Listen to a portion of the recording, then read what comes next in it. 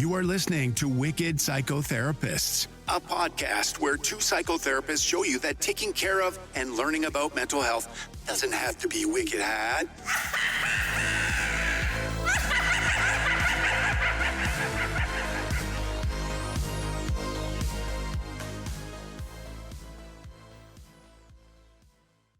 Hey guys, this is Tanya. Hi, this is Erin, and welcome to Wicked Psychotherapists. Yeah, welcome. So we've been off on a little hiatus. You guys don't know that. We've been releasing anyways. Erin's been very vigilant about releasing the episodes, but we've been off for a little bit. So I'm feeling a little rusty. I don't know about you. How you're feeling? I don't know. We'll see how, it feels. If I have a little anxiety, or nervousness, because it's feels like the first episode again. But I'm sure we'll be back to it. Yeah, we'll get into it. Yeah. But the exciting thing is right now, it's almost October. It's tomorrow for us. When you're listening to this, it probably will already be well into October, maybe past it. I don't know. But I think it's going to be sometime in October. Okay. So we're a little bit ahead, but we're getting set up for spooky season, which is always exciting. And we decided to focus on a movie, which probably a lot of people have watched or heard of, called The Village. M. Night Shyamalan's The Village. And it's about 20 years old. It was made in 2004 or released in 2004. Mm-hmm. So most people have probably even seen it or, heard of it. It's one of those movies where you probably know the premise or maybe you're just interested in it. But it's a pretty spooky movie, but it's also got a lot of mental health themes that we thought were interesting. And kind of psychology, creepiness. So we thought we'd get into that. We figured. We thought it would be a good Halloween/psychology movie. Yeah, those are always fun to talk about because you can, get into some Halloween modes, but also keep on with the psychology and all that good stuff. Yeah, so I am curious because I watched this way back when, probably not the year it came out, but around that time. And then I think I've seen it a couple times since, but this is your first time watching it, right? Yeah, I don't even know how I never even heard about it, but this was the first time I ever saw it. What were kind of some of your raw reactions to it? Because you are a first timer and just watched it. So I'm curious. Yeah, at first I was like, oh my gosh, it seemed a little boring at first, because it's in whatever year it's supposed to be in. You feel like it's in. And it's very Amish feeling and just kind of slow. Yeah, kind of slow. You're not the way the direction was and everything. You're not really getting to feel like you get to know the characters at first. I was like, it's very drawn out. But then when they start talking about the creatures or whatever's happening in the woods, it's okay. It's okay, this seems like it's pretty interesting. And you start getting tied in the characters. I did get invested in it and I did like it. It was a little spooky. I tried not to cheat and read too much. I tried not to look it up because now we can because it's so many years ahead. But the way it was being set up, it felt at first, is somebody doing this or what is happening?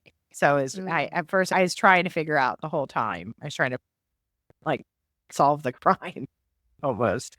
Oh, the animals getting skinned. Yeah, I was trying to figure out. Yeah, in the woods. I was trying to figure out what is happening.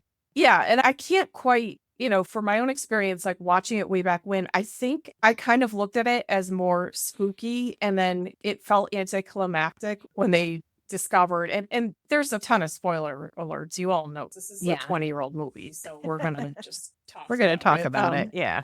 But when they discover that the creatures of those who don't speak their names or say, speak of the creatures in red, which is this color that they avoid and see as dangerous and whatever, but find that they're not real. It's actually the elders kind of keeping that in as a tool for control, fear, the natural fear that people to keep them kind of not only obeying the rules, but also to keep them in this society, right? And to kind of keep them, the towns are the bad places way out where, and that's where violence happens, and this is where you're safe. And so kind of keeping that fear mechanism is those unknown creatures that they just know as bad. But I kind of saw that as this is, because M. Night Shyamalan has all these awesome twists in his movies. This was his fourth movie, I believe. And he had Sixth Sense, Signs, and I don't remember what the other one is, but this was his fourth one. And they all had pretty good twists. And so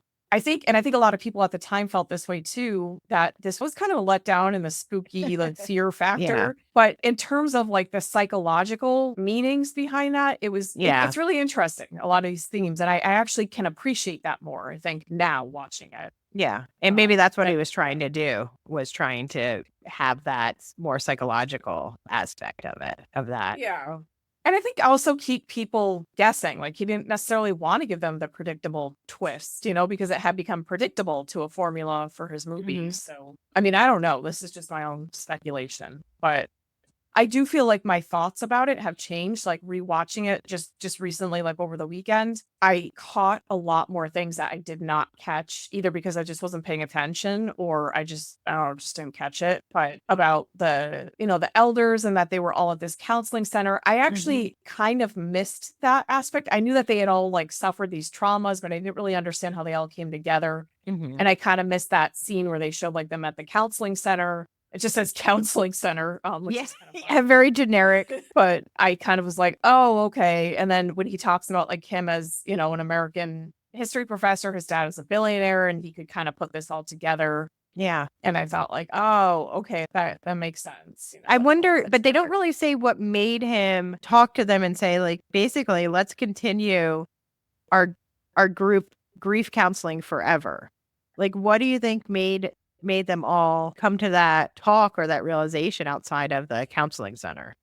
I wonder if it was seeing the depth of trauma from those environmental factors and the violence all around, and feeling like there's no control. This is not getting any better. There was like the height of violence at that time. The elders had each experienced in their, past lives in the quote unquote towns, like just being out in modern day. Right. Life, violent episodes. And I think it overtook them so much, and it felt like maybe he felt like, well, this could be a solution, like this could be kind of a radical solution, right? But one that maybe almost in a way was questioning, is it the environment or maybe the perspective of it's the environment, right, that is causing this. And as we come to see things that play out, that's not quite true, even though they managed to keep the society intact at the end. So I think it was probably the level that going week after week to this grief group and seeing like, oh my gosh, these people are just affected. There's no way to escape this. Yeah. A different solution.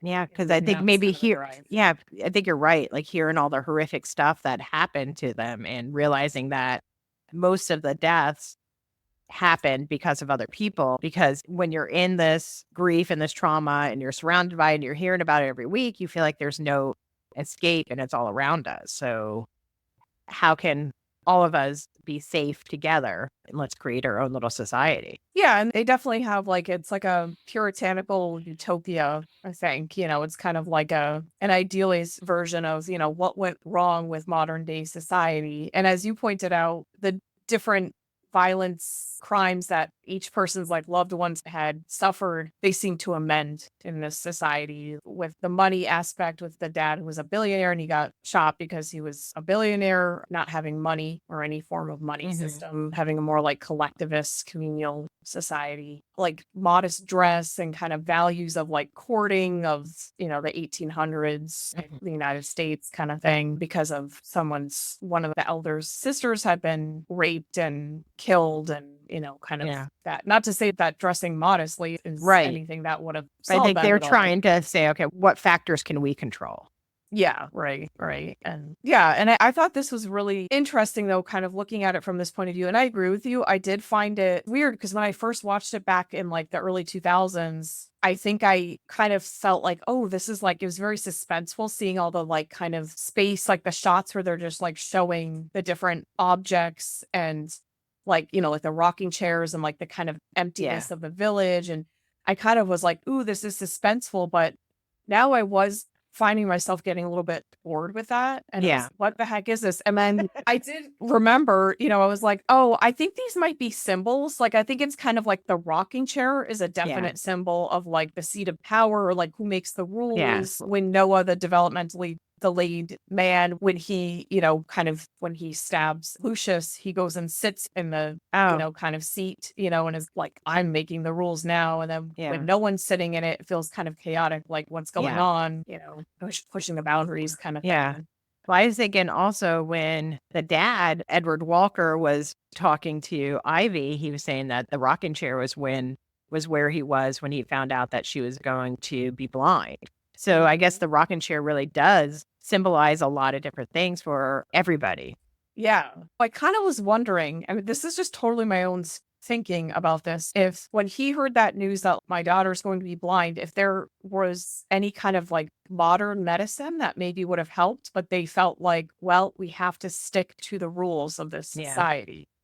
And I don't know, because they never really mentioned what it was that caused her to go blind. But. And maybe there wasn't a loophole. Like now there was a loophole because the one senior council member was telling him, you cannot leave, you cannot go in the woods, and you cannot go to town. But basically saying like, hey, we never said your daughter can't. We never said someone else can't. Right. So, yeah. So maybe at that time when when Ivy was going blind, there wasn't anyone else that was old enough or that they trusted enough that could go. Yeah, and the fact that it's as odd as it sounds, her being blind to go because when Lucius gets stabbed, that's technically, I guess, they're engaged or something at that point, or it's known that they're kind of like in love or whatever. That not only does she have kind of that power of like love driving her, which I think is kind of a theme there. I don't know, but also she cannot physically see. She will not be able to bring that back into the town. She will not physically be able to see the things, the elements that are modern day and be able to like kind of almost corrupt maybe the view or, confuse everyone else. It won't be shocking for her. So like when the park ranger sees her or she hears the car and she's like, what is that? What's that noise? He never said, which is interesting. He never said it's my car or my truck. He just almost changes the subjects and keeps talking to her. So in her mind, she's probably like, well, that was kind of a weird noise. I don't know what it was. I've never explained what automobiles are. And if she had sight, she would have seen him. She would have talked to him. Yeah. And so she is a safe choice in that regard, but she's also got a very good instinct in herself. Like the father knows, Ivy's father knows that she is able to guide herself. She has good intuition that even though she can't see, she knows a lot. Mm-hmm. And she's like and she's got that like tomboyness they kept pointing to, which is like kind of linked to bravery and courage. Right. So she's a good choice for that to go in and, retrieve the medicines. Some of the themes I keep seeing and I keep kind of wondering, and you brought this up too, is like the colors, right? And the colors are all over. They talk about the villagers, they talk about like red, if it shows up, it has to be buried because red can't be in sight. It represents danger, sin, and like the others kind of, or those that we don't speak of, kind of the creatures, like that's something we just need to keep away. And then, they only wear yellow as like representation of innocence or whatever. Yeah. Purity. I don't know. But it's almost kind of like a willful blindness, like from the elders' perspective, right? Mm-hmm. Because we know that these things are not necessarily inherently bad, but we need to, like, they have to create a structure of fear and like control. So that again, when they decided to make their little community, they had to make like magical thinking or just things that would represent fear, or why would they not want to go in the woods, or why would they not want to escape? So let's represent the big bad wolf in a sense. When I saw the costume, it was hard for me to really take the costume serious when you see it, because it looks like a mixture of like Little Red Riding Hood with a porcupine in the back and like just and a wolf. It was just so weird. It was just like such a strange thing. But if that's all you know, I mean, it's probably terrifying. You don't think of like, this looks so fake. This is just a person in a costume. Yeah. And that may be part of it, is that like, even though this does look fake, but to them, that's all they would know as fear. Like the second generation, that's all they would know is like, oh, that's bad. That's scary. If I ever saw that. Right. And the color red and things that are spiky and claws and growling. And, I don't know what those things are. It's interesting because I think of how other societies, like their myths and fairy tales and, parables, things like that are, and I'm thinking like very anthropologically, like those cultures have been set up for, generations of, just like decades of, sorry, not decades, centuries, like, from the beginning of time, they've been set up. That's what I'm trying to get to. I keep like underscore, like I'm like belittling the amount of time that they've always had those to keep. It's a way of keeping some sort of order, right? For the young people who like maybe might venture out and might go get lost and might go get hurt or might be eaten by like a wild animal. You have to kind of create stories of fear or stories of, kind of saying like, you need to stay here, you need to do this to grow up safely. And there's the witch. Also, there's the witch that eats children, or the woman. There's the wolf. There's this, and so there's always been something. The boogeyman that's under your bed. I mean, like there's always something. I think that's kind of instilled in maybe younger people, but also something that you grow up with that kind of coincides to say this is why I don't do this or this is why I do this. And some people could say also religion has. A structure to it to say, this is why we don't do this. These are the stories why we, follow things that are good and things that are bad. This is what will happen when you're good. This is what will happen when you're bad. And I think that definitely goes into play in creating a society. You have to have that instilled in there, and so I think they did that with those you don't speak of creatures in the towns and creating kind of this element of like fear as a control. That's their way of almost doing like law and order type of thing. So, and also I think with the elimination of money and all that, and kind of saying, okay, we look out for each other, we make sure everybody's okay, but we also do everything to make sure we have this collective dinner for everybody gets fed. Well, this all sounds great, and I'm sure it does have awesome aspects to it, but it doesn't keep them safe 100%. I just kept thinking when I first watched this, I was like, you can't get away from the nature of man. And that's where kind of that psychology, I think, comes in. Like that trauma, your reaction to trauma of violence out there and avoiding certain aspects or putting them over there and saying they can't penetrate over here. We're going to do everything to keep that away. It doesn't seem like it's not taking everything into account, I think, of the nature of people.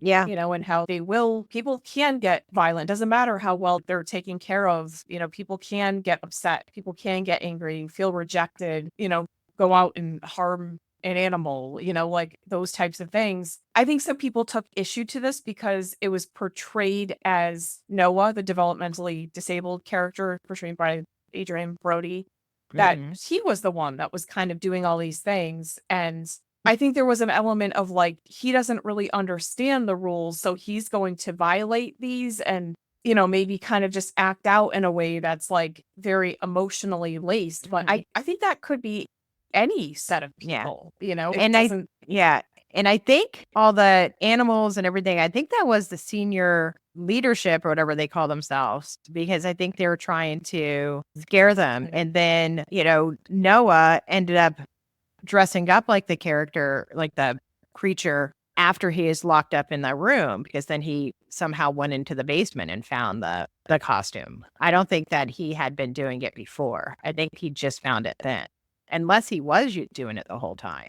I wasn't clear on that because I think Ivy did mention, or somebody mentioned at the end that like, that you would get upset and you would, kill animals. But then, they did say, well, the guy had said, I suspect is the senior member, somebody that is. So I'm not clear on that. I don't know. But in either instance, I mean, Noah was definitely acting out. We don't know if like the animals were a fear mechanism or whatever ways, but he definitely, stabbed Lucius and then tried to attack or kill Ivy. Yeah, and he knew it was her. So even though she didn't know he was in the costume, he knew he knew that what he was doing to her. Yeah. And, one thing I actually, there's another thing that I had a question about, and I don't know what you thought about this. I don't know if this was like wrapped up or maybe this is just all part of like M. Night Shyamalan's kind of doesn't want it to be answered and wants you to kind of just think about it, but is when I think it was when Ivy's father was prepping her to go into the woods and like was telling her, oh, these creatures aren't real. We do this as like a, mechanism. And then he said, although I did read textbooks that there were creatures in these woods. Like he felt the need to mention that to her. Like, Yeah. I don't know if he was still trying to like keep her scared or if he was trying to warn her, like, I don't know, maybe there is something in there actually.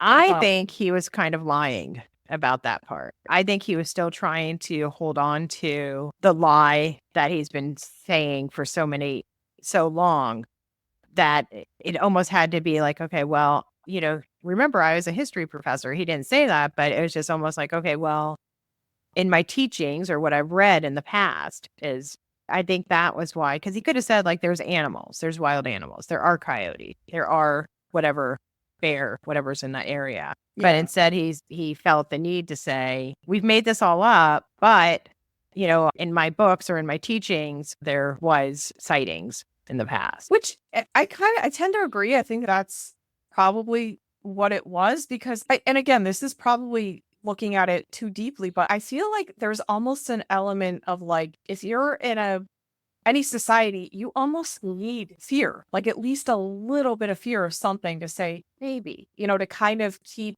you from just kind of, I don't know, maybe, running around and going wild and then actually getting harmed by something that you don't know about, like the fear of the unknown. Yeah. And so I think he maybe felt the need to reinstill that a little bit in her because she was becoming aware of this big secret. And maybe even for himself too. Yeah. To kind of be like, even if he knows it's not true, to kind of be like, oh, there could be something, like there has to be kind of this, because as much as I think some people in, if with like religion or spirituality, they need to know that there's something looking out for them. Maybe they need to know that there's something to look out for too. Like there's something that you need to be vigilant about too. I wonder if there was like some sort of element with that, with a society or something. Yeah. And it might have also been justifying his cause or the group's cause of why they've been doing it. So, to alleviate some of his guilt and shame, if he had any for this. Yeah. Yeah, for sure. Yeah. I think there could have been so many different like elements to that. And I mean, it really is a movie that I think a lot of people were at the time in 2004 were disappointed in this. They felt like it was very anticlimactic. Like they just learned that like, oh, it's not real. And this isn't scary. We're just going into the woods. Nothing's going to happen. But I don't agree with that. I actually even though I knew it was Noah in that suit, I was, well, she still had something to be scared about. Like it's something still came after her. Yeah. Because you have to remember, even though they're not showing total darkness, she's blind in this whole thing.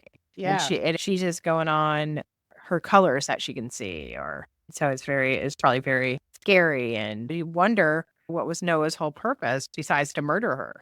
That was probably his whole goal. Yeah. I mean, I think he felt very rejected. And I think he probably just had a buildup of like knowing that he's very different. He gets treated very differently.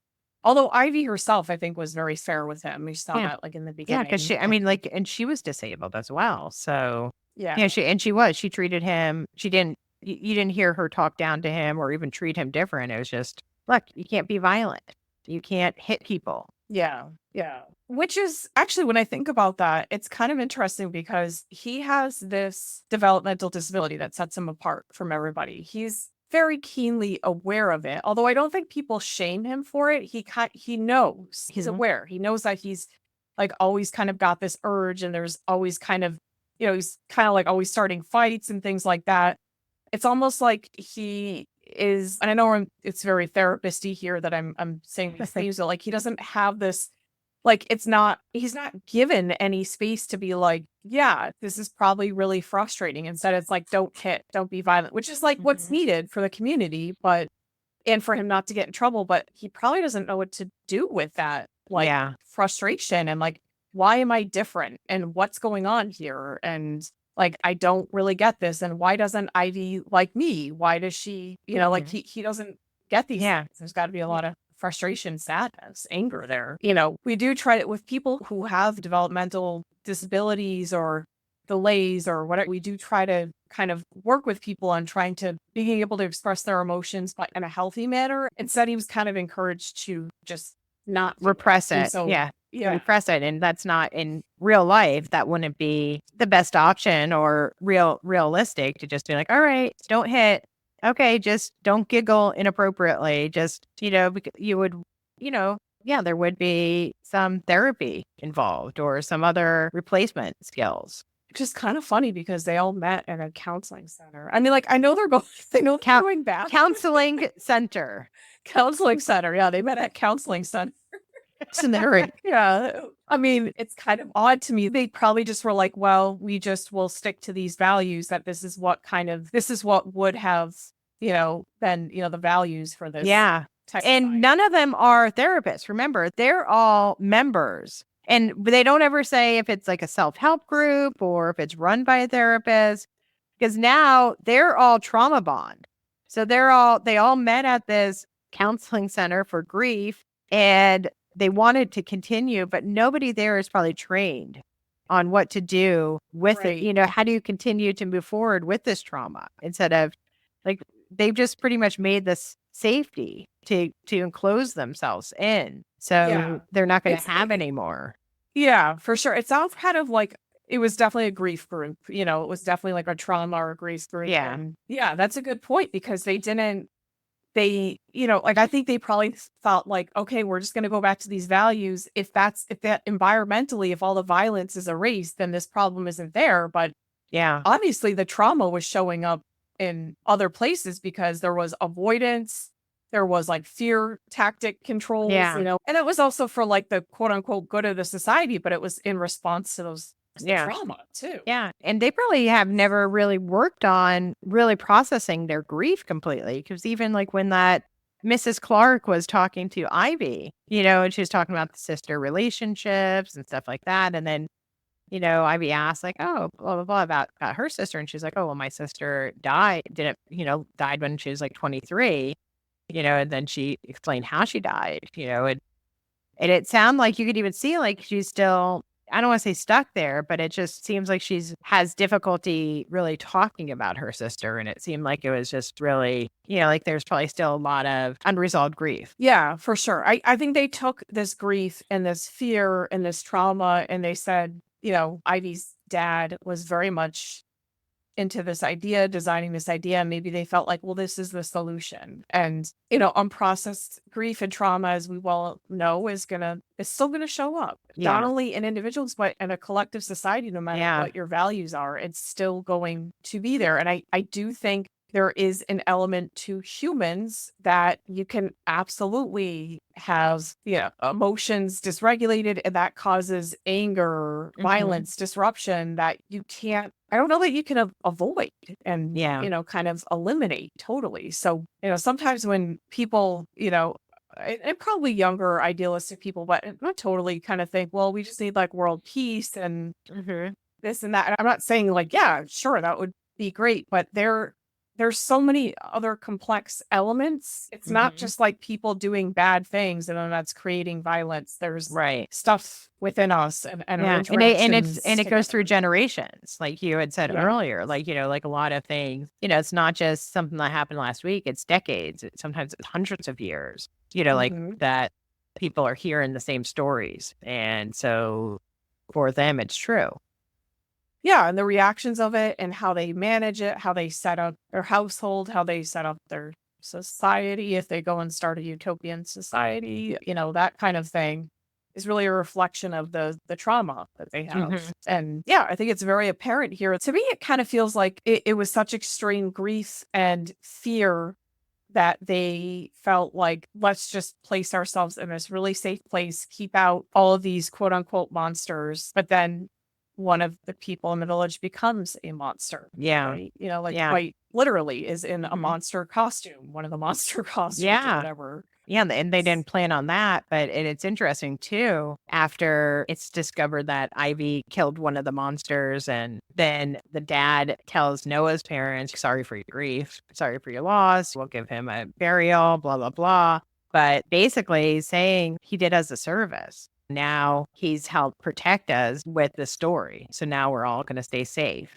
Yeah. Now no one's going to want to leave because they'll always have that story that Ivy ran into a creature and had to kill them. Right. Yeah. And it is, as a therapist, I'm interested what happened after, if Ivy kind of pieced some things together, because she's no dummy, and if the elders, their grief, some of that the parents of Noah, some of that spilled out. And I don't know, there's a whole bunch of elements that would Yeah. probably threaten the structure of that society. Yeah, because it seems like Noah's parents are just expected to be compliant. Like, so I guess the story is that Noah was murdered by a creature or whatever they call him, and then Ivy killed it. Then Noah's parents are just like, all right, sit with our grief and the way that you tell us we need to. It's interesting, but it's hard too, because in the same sense, Noah was trying to kill Ivy. But again, there's so many different layers. We don't really know what was happening, like why he was thinking that way. And do you think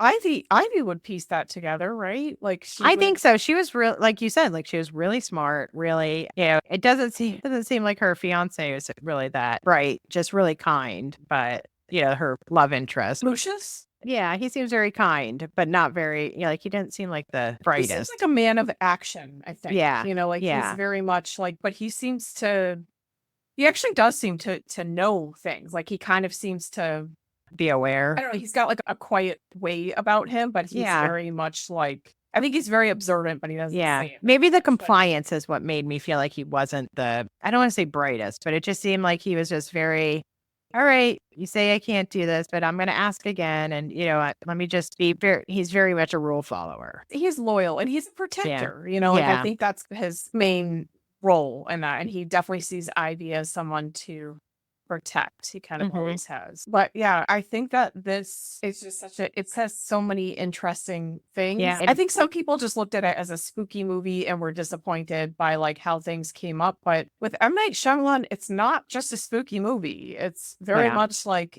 it's not just twists either. I think there's psychological. Yeah. And it is, because at first when you first hear that they've been doing this, like I know, like gaslighting is a word everyone uses, and it is. It's like basically they've all been lied to, and this whole thing of secrecy is everywhere. But when you hear Ivy's dad kind of explain everything, and when Ivy's father and mother were looking at all the past pictures, and you hear the stories of the senior leadership in the background while they're looking at it, I don't want to say they're justified for their behavior, but it makes more sense. And I wasn't as annoyed or angry at them, because it's like, okay, this is the option they felt like they had. I think it does make sense. Yeah.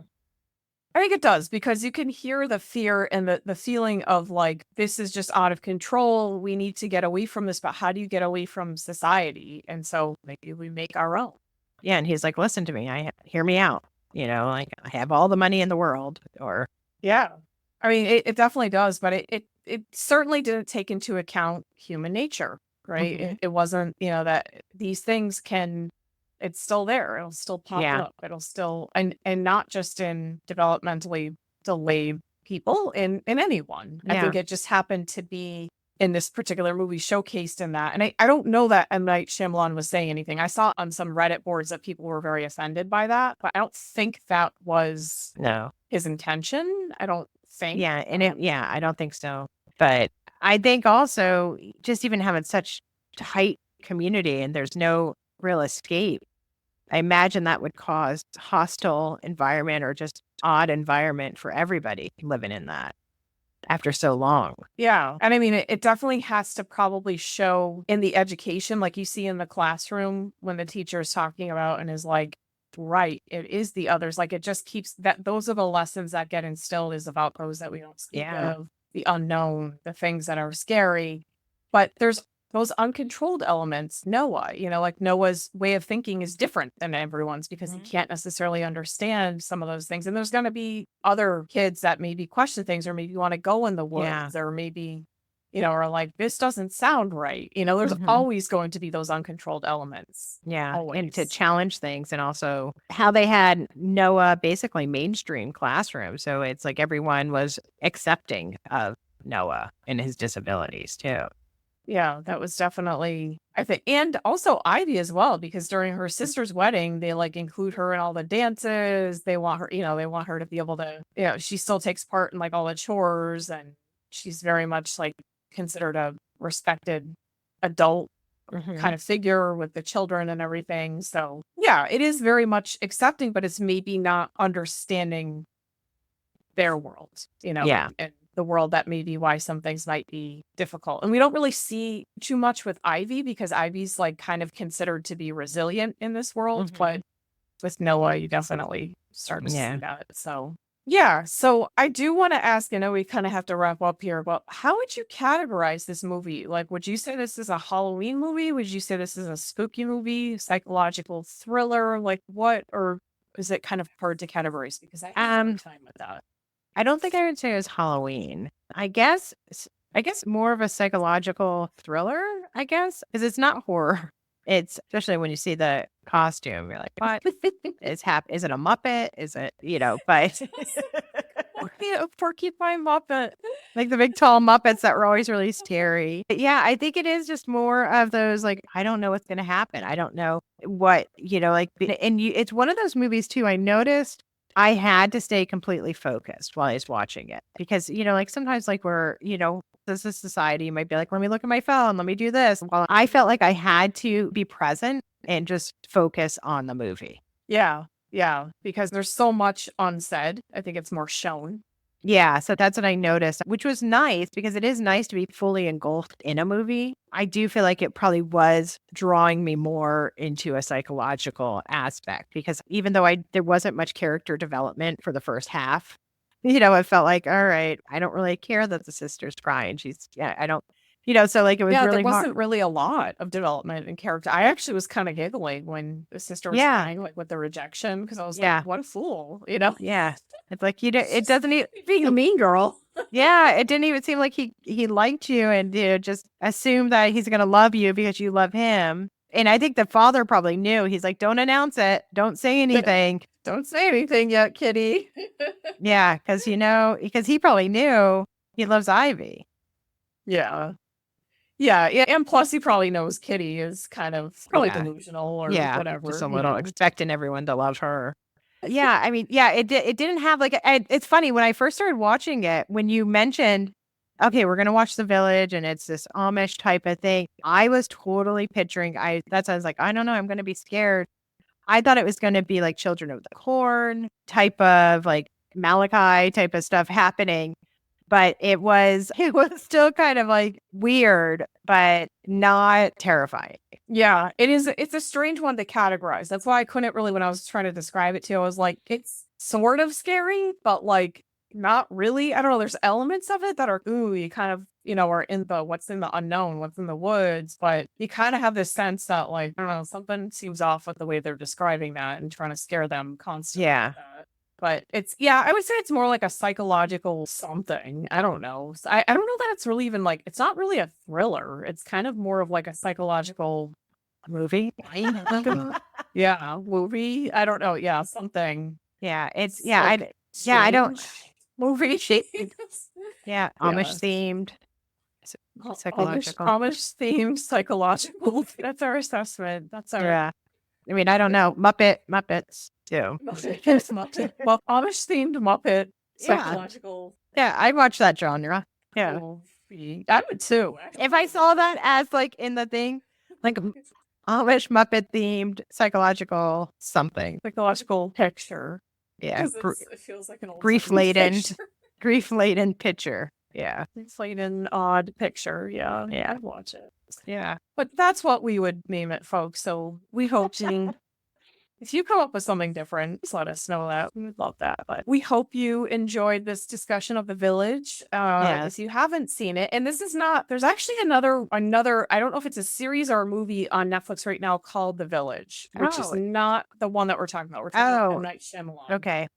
But that is something I actually think I might want to watch. I think it's a Japanese movie that, would have subtitles for us non-Japanese speaking people, but I actually want to watch that. It looks kind of freaky and weird, but we're not talking about that. But let us know if you would like us to.